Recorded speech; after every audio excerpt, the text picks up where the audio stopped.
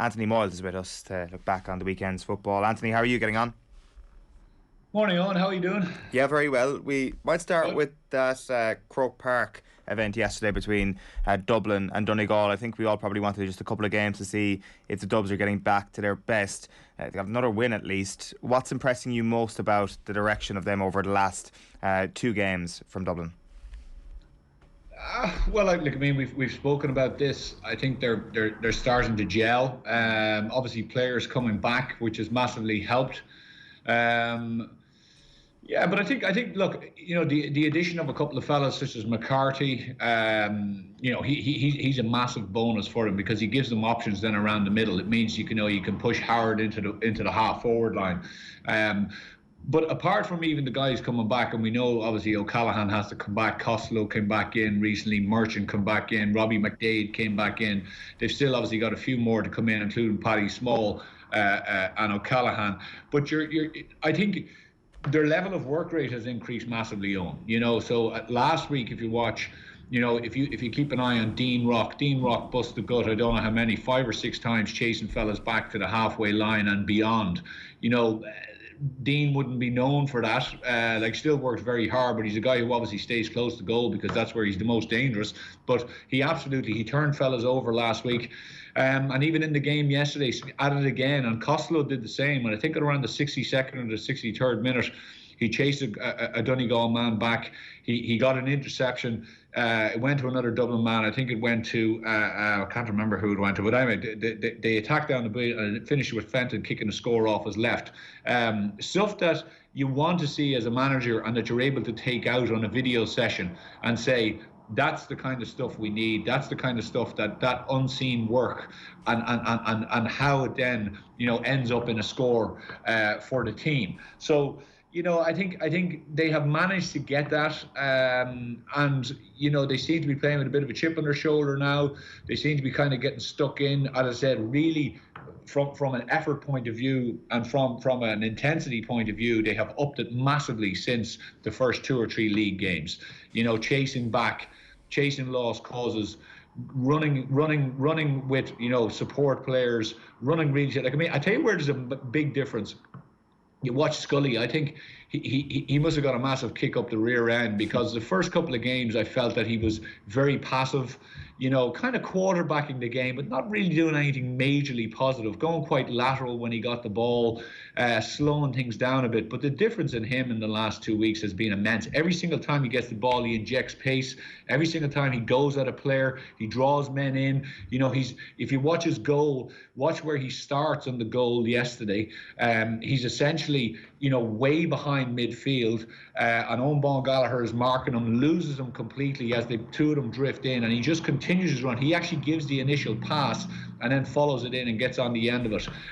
So he, like others in the setup, are playing with a lot more intensity and a lot more, I suppose, ambition as well. It seems to me as well as if they've stumbled upon a full backline that they can really trust for the duration of the season in Fitzsimons, Byrne and Cian Murphy, because that was definitely an area that was getting exposed time after time in the first 3 weeks of the season. Yeah, and they've also got competition there. Remember, I thought Byrne had a very tricky first couple of weeks. Like if you remember, he obviously marked O'Neill for Armagh, and he got a bit of a tired time running O'Neill. I thought Fitzsimons got his fill of it yesterday. Obviously, Paddy McBurty put on a bit of a lesson. 1-5 from play. And he was pretty much, very, very difficult to mark. But we'll get to that in a minute. But yeah, they're very solid there. But of course, it's been helped now by the fact that their half-back line in front of them is a bit more solid. I think when Howard was at 6, he got dragged out too much on. He didn't know where exactly he was, and he was leaving a few gaping holes in that area of the pitch where teams could exploit. They're in a situation now where they're a bit more solid there. Like they didn't have John Small yesterday, but John will obviously come back in and solidify there as well. So, it's one of those things. they're managing. What I thought was interesting with even what Farrell has done is he has kept the competition, even within those couple of players, the new lads coming in. So I can't remember the lad's name. Apologies, the cornerback who started the first couple of games. You might know it. Lee Gannon. Correct, Lee Gannon. I thought he was an absolute find for them, and I was surprised to see him on the subs bench last week, and then surprised to see it again. And I was thinking to myself, well, is he injured? Has he done enough? But if it is a smart move by the management team, they're keeping him really on his toes, because Murphy comes in, does a fine job last week, very, very capable fella on the ball. You see him coming up the field yesterday in the second half. He puts a lovely little dink pass into Dean Rock, who kicks one over his shoulder.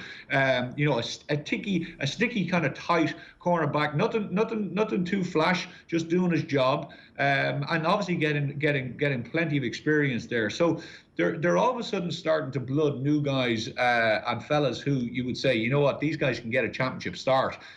So look, as we said a couple of weeks ago, they haven't gone away, and there's absolutely certainly no doubt about it. O'Callaghan would like to be getting back in now. I think it's getting too close. I believe he got re-injured, which wasn't a great sign, but you'd certainly want to get him back in, because look, they're not going to have a full complement. They're going to be without one or two. But if you have Costello, you have Dean Rock, you've Howard, you've Scully, you've Kilkenny, and then you've got a couple of others, others floating in and around. Like Bugler, I thought was really, really good actually in the first 3 or 4 games, and he's kind of drifted back a little bit, I thought, in the last 2 games. He was one of the guys who was kind of really, holding it together in the first couple of games, and he's kind of drifted off. He was okay yesterday. He wasn't brilliant. But look, it's as we said before, the strength and depth now is starting to come, and once they bring these other guys back in, well, they're going to be thereabouts again. Right, that's very interesting. I'm interested as well in your Donegal take, because it definitely felt to me a couple of weeks ago, I'm sure Donegal people would have disagreed with me, that the win against Tyrone almost came against a run of play, that without Michael Murphy they were really struggling and that they needed to get Murphy back ASAP. Now, in fairness, Murphy is back now and obviously played very well yesterday, but the other parts around him seem to be clicking into gear as well. Like, I didn't see the full game yesterday, but is that exactly what you would have seen yesterday? Well, I tell you, I was dreading watching it yesterday because, to be honest with you, it's been like watching paint dry, watching Donegal the last couple of weeks. But they completely turned everything on their head. Right from the get-go, you literally saw it. It was amazing. I think they won the throw-up, but literally there was a kind of a moment in the game, literally in the first minute or so, where I can't remember who got the ball. One of the defenders gets the ball, and he initially looks to turn around to go backwards, and then he kind of remembers, oh, actually, we're not doing that today. And he goes forward with the ball. And it was kind of like, you could see the realization that everyone was like, no, we're actually going to go forward with the ball today. Now, you know what? They lost the game. They were a little bit open at the back. But they tried things on. They took those risks that we were talking about. For the first time in a long time, they were kicking balls into the full forward line, whether it was Murphy in there, McBurty, whether it was young Pater Mogan kicking them in. Young O'Donnell, I thought, was very impressive in full forward. He had a very good game, good young lad. So they were trying things. They were running off the shoulder. They weren't going lateral, side to side. Now, it exposed them a little bit at the back, and ultimately it cost them. But actually, I think they had 12 wines. A lot of them kickable, to be honest with you. And then the first goal, the Scully goal, was a really bad turnover. A ball up the sideline. It bounced over one of the Donegal lads' heads, and they didn't get back quickly enough. And then the penalty was a bit rash. It probably could have been easy. Now, Dublin could have had 1 or 2 other goals. So I'm not saying Donegal should have won the game, but it was a breath of fresh air to see them play like that on. It really was. And I think I'm kind of a little bit amazed that Bonner has waited this long, because I would have felt that he needs to find that balance between, 15 behind the ball, lateral, slow build-up, running at angles, and then this thing that they can do. Like, watch the goal that Murphy gets. It's a planned move. It's absolutely executed to the T. It's unbelievably done, and they have that ability. And when they're getting the ball into McBurty fast and early, and Murphy, it's still a massive, massive threat. It definitely feels as if we've kind of written Donegal off subconsciously, as if, they've had their chance, is the sort of tone I kind of feel sometimes around Donegal, and certainly maybe what I would think as well. And it does feel that they're just still there. They're still around. It's just hard to see how they actually get to that next level where, if they're in an Ulster final, for example, against a team like Tyrone, that they actually do see that game out, or that they do see out a big All-Ireland quarter-final, if that was the situation that they ever found themselves in. Like, how did they manage to close that gap, given that you started to see new things from them yesterday? Yeah, well, the first thing is they need to keep Murphy fit, and they need to keep McBurty fit. And I know that's a very, very obvious thing to say, but they are just so talismanic. Like, I mean, they are titans for the team. As I said, McBurty, 1-5 from play yesterday off Mick Fitzsimons, and Mick has been shutting fellas down for the last number of weeks in an unbelievable fashion. But he was at 6s and 7s yesterday. McBurty could have probably had 1-8. 1-9 even. He kicked a couple of wides that you probably would have said, yeah, they were well within his range.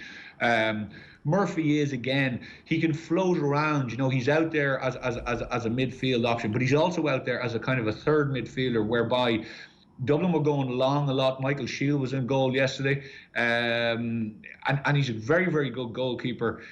But when he's kicking out to his right, he kind of shifts his body around, and it's quite an obvious kick. And Murphy was actually standing out to his right a lot as a deterrent, and he was forcing him to kick across his body out to his left. And Donegal are obviously quite big around the middle. Now, they have a couple of fellas to come back in there too, which will help. And I think could they win an Ulster, and could they? If they keep those lads fit. I would have said after last week, I said if they continue to play the way they're playing, they're going to get picked off. They'll get picked off in an 11-9 or 110-9 type of a game, and they just lose by a couple of scores, because they'll keep it tight, but they won't kick much to far end. But actually, yesterday gave me an awful lot of hope for them, and actually say, they can mix it, and they can play plenty of football still. And if guys capable in that forward line of picking up the mantle and just picking up the extra little bits around Murphy and McBurty, they don't have to stand out. They just have to chip in. Like O'Donnell chipped in with 2 scores yesterday. They have to chip in around that, get 2 here, 1 there. And then the transition of keeping it tight at the back, that's something that he's going to have to find. But he probably has 4 or 5, 6 weeks to find it. So could they do it? I wouldn't fancy them, as in, I wouldn't fancy necessarily playing them if they're playing in the same vein that they were playing yesterday. Right, very encouraging stuff. So from Donegal, if we're not just looking at the score. If you rewind then to Saturday night then, Mayo against Tyrone, is it leaving Mayo off the hook completely to say, listen, they're safe, they don't care about the league final, they're playing Galway a few weeks after the league final, they probably don't even want to qualify for it? Or are you seeing a few deeper issues from Mayo on Saturday? Yeah, 6-1, I think. Right. 6-1. I think they were, the first 20 minutes, I think they were still on the bus, to be honest. They were absolutely asleep. They hardly laid a finger on Tyrone. It was really, really casual, shockingly casual. And, it's funny, you talked about the Donegal Tyrone thing. Like, it's kind of going, like, Tyrone are really, we'll talk about them in a minute, right? But they're struggling to find themselves. And they're really struggling. You can see it. There's certain players that have just not hit the heights of anything like last year. And they seem to have some kind of an identity crisis. I don't know what's going on at the moment. But Mayo let them off the hook completely in that first 20-25 minutes. Like, it was 5 or 6 points to nothing. Mayo hardly, as I said, raised a gallop at all. Tyrone should have been further out the gate.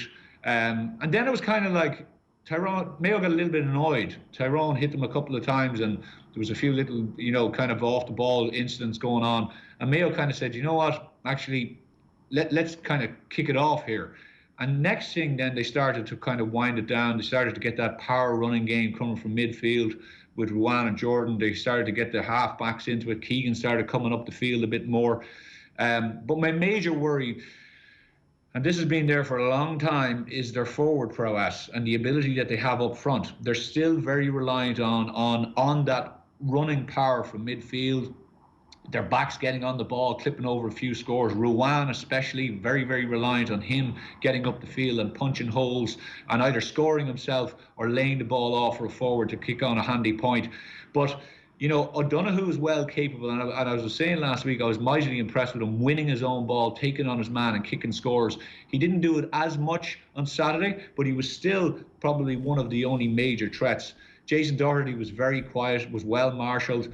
Orm, it's just not working for him. He's trying hard, but he's just not that killer instinct inside. Young Boland was okay last week, was only okay again. They need O'Connor back. They need 2 O'Connors back, but they certainly need Dermot O'Connor back, and they need him like he was in Croke Park and not last week, where he was a little bit quiet too. So they're struggling up front. I don't think they've scored a goal, or maybe they've only got one in the league. So they're not kicking big scores. No, they're not giving away much at the far end, but they're not kicking big scores. And I think they potentially will meet. Obviously, they'll come up against Galway, and Galway are known obviously for rattling on big scores if you allow them. But Galway have been pretty mean at the back too recently. So you kind of look at it and you say he's done a great job, Horan, because he's mixed his team every week, and he's changed young lads in, and he's kind of changed around different positions. And I think he obviously will settle eventually on a very, very strong team. But I'm still worried in the last 4 of an All-Ireland series, have they got the forward ability to kick 114, 115, and I just don't see it at the moment. So Mayo were disappointing on Saturday. I guess you said it there yourself. They were on the bus for the first 20 minutes, and Tyrone still only, I guess, scraped past them on the scoreboard at least. So would your concerns for Tyrone actually be greater than Mayo after Saturday night? Yes. Right. Yeah, and it hasn't changed. Petey Hart was unbelievable, absolutely phenomenal. He kind of played centre forward, full forward sometimes in the first half.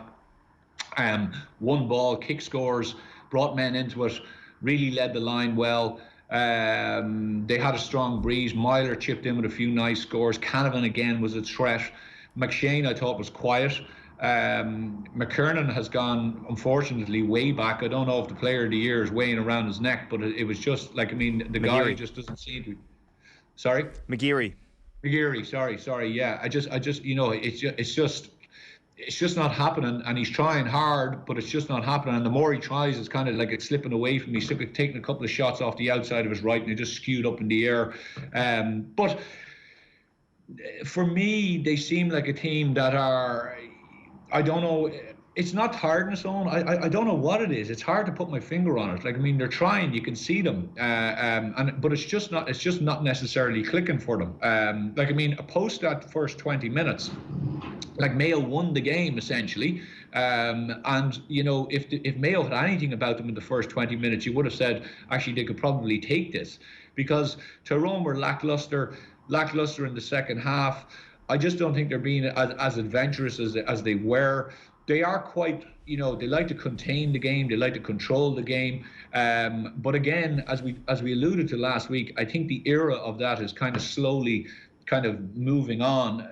Risk has to be taken and chances have to be taken, and kind of, fellas with the ability to go and do things that you don't expect has to happen. And you're just slightly worried for them, honestly, because they're not in a really, really great place at the moment. They really aren't. And coming into the last day, obviously they play Kerry.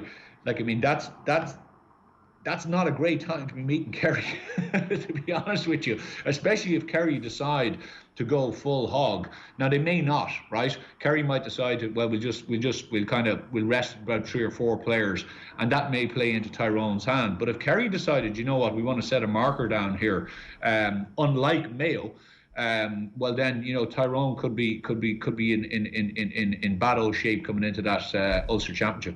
The relegation picture is absolutely fascinating as we look at next week. You've got Kildare, Donegal and Tyrone all on 5 points. Dublin and Monaghan currently occupying the relegation spaces on 4 points. As you mentioned there, it's Kerry against Tyrone. Donegal are hosting Armagh in Letterkenny. I think they should try and move that game to Ballybofey. They've got a poor record in Letterkenny, don't they? They had a fantastic record in Ballybofey. Mayo are at home to Kildare. Well, at home in inverted commas to Kildare, obviously, and Monaghan against Dublin in Clonus. That Mayo Kildare game is in Carrick and Shannon, actually, I think. So those are the fixtures for next week. How are you calling it at this moment? Who's going down? Oh, yeah. Okay, I'll start with my banker, which is probably completely wrong. But I think Dublin will take Monaghan. Monaghan were very poor yesterday, extremely poor. And it wasn't even the fact that Kildare were great. Monaghan were just so lackluster, it was unbelievable. Standing off Kildare men, letting them basically do whatever they wanted to do with the ball. Monaghan was usually very tight at the back, fellas throwing their bodies in, preventing shots. Where it was, Kildare were just one ball in, a fella sidestep and hand pass off, bang, over the bar. Loads of Monaghan guys in the vicinity, but no one really putting any major pressure on the ball or putting their body on their line or tackling or communication. I thought they looked like they had done an unbelievable week's work, which they probably didn't do, but they looked very leggy, very, very tired. Devoid of ideas, as I said, and really devoid of any major, get up and go.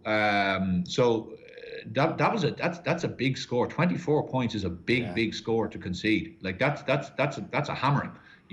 I don't care what anyone says, because that could have easily been 30. Do you know what I mean? So I wouldn't be. Dublin are coming, and Dublin are coming with the possibility of remaining in Division 1. And from a couple of weeks ago, where they had 0 points, they could finish with 6. And they won't want their momentum to be broken with this game. So they're coming up and they're coming in with all guns blazing. You would imagine that they're saying, right, this is another marker we're going to set down. So I'd fear for Monaghan. I think, Donegal Armagh is going to be a tricky one, because McGeaney will want to bounce back from the Kerry game. He's probably seeing his momentum curve starting to kind of wane off, and he will most definitely want to kind of resurrect that. And that's always a humdinger of a game. It's always a humdinger of a game. And I think Donegal will be interesting. Will they just revert back to type and say, okay, we're locking it down and we're going to shut down the forwards, we're going to shut down O'Neill, we're going to make it a real dog of a fight, and we'll try to pick them off at the far end, or are they a bit more adventurous?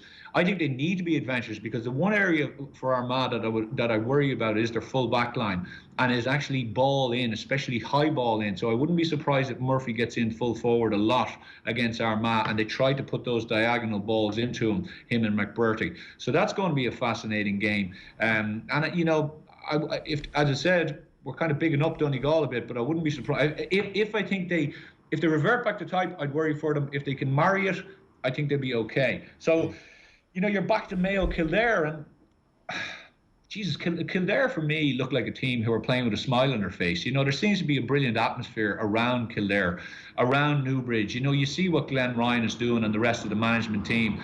There's a happiness about it. You'd love to be part of a lot of setups. You'd be saying to yourself, Jesus, I'd love to be part of that setup, because there's guys, as I say, playing with a smile on their face. They seem to be enjoying themselves. They seem to have a common purpose.